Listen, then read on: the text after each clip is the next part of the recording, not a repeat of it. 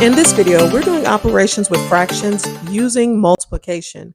In previous videos, we talked about converting from mixed numbers to improper fractions, from improper fractions back to mixed numbers, simplifying fractions, finding the common denominator, adding and subtracting fractions, and the next two videos will be multiplication with fractions and division or dividing fractions. And I'm going to pin those videos along with that playlist here.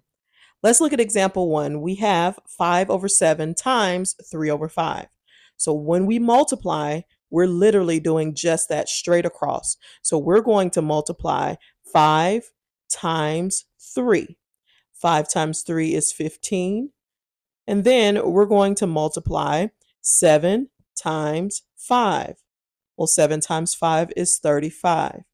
But of course, anytime we're dealing with fractions, we always have to make sure that we simplify our result. So 15 over 35, we know that there is a GCF there. So we're going to find the GCF and use that to simplify the fractions. So when we list all the factors of 15 and list all the factors of 35, this is going to identify our GCF. The factors of 15 is 1 times 15 and 3 times 5. The factors of 35 is 1 times 35 and 5 times 7. So my GCF between 15 and 35 is 5. Because my GCF is 5, I'm going to divide my numerator by 5 and my denominator by 5. 15 divided by 5 is 3.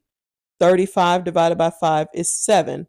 Therefore, my answer is 3/7. Now let's look at example 2. We have 10 over 12 times 2 over 4. Again, we're going to follow the same steps. We're multiplying 10 times 2, which gives me 20. And then we're multiplying 12 times 4, which gives me 48. Once again, we can't leave our fraction like that, especially if we can simplify it. So we're going to come over to the side and we're going to list the factors of 20, list the factors of 48. When I list the factors of 20, I multiply 1 times 20, 2 times 10, 4 times 5, and then I'm doing the same for 48. 1 times 48, 2 times 24, 3 times 16, 4 times 12, and then 6 times 8. These are all of the factors for 48. So what is our greatest factor that 20 and 48 have in common? Well, I know that 20 has a 4 and 48 has a 4, and that is the greatest common factor between 20 and 48.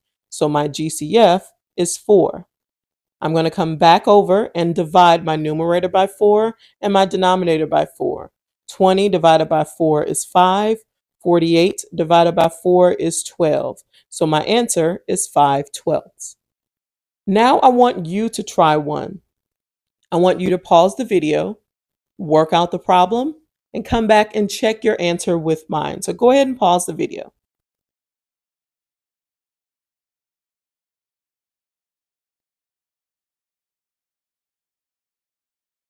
All right, welcome back. So I have 2 1/3 times 3/4. Well, the first thing I have to do is take that 2 1/3 and I need to convert it to an improper fraction. In order to convert that, I'm going to multiply 2 times 3 and then add 1. So 2 times 3 is 6, plus 1 is 7. So 2 1/3 converts to 7 over 3. So I have 7/3 times 3/4. I'm going to follow the same steps. I'm multiplying 7 times 3, and that gives me 21. And then I'm going to multiply 3 times 4, and that is going to give me 12. If you're unsure if there is a GCF, we'll come over to the side, list the factors of 21, list the factors of 12, and see if there is a GCF. When I list the factors of 21, I have 1 times 21 and 3 times 7. I'm going to list the factors of 12. I have 1 times 12, 2 times 6, and 3 times 4. What is the greatest factor that 21 and 12 have in common? 3. Therefore, my GCF is 3. So I'm going to divide my numerator by 3 and my denominator by 3. 21 divided by 3 is 7. 12 divided by 3 is 4. But I have to pause right there because I can't leave my answer as an improper fraction. So I need to convert that improper fraction back to a mixed number. So I'm going to come over to the side and divide 4 into 7. 4 goes into 7 one time.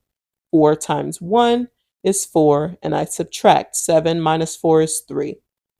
So to form my answer, 1 is going to be my whole number, 3, which is my remainder, is going to be my numerator, and 4 is going to continue to be my denominator. So my answer is 1 3/4.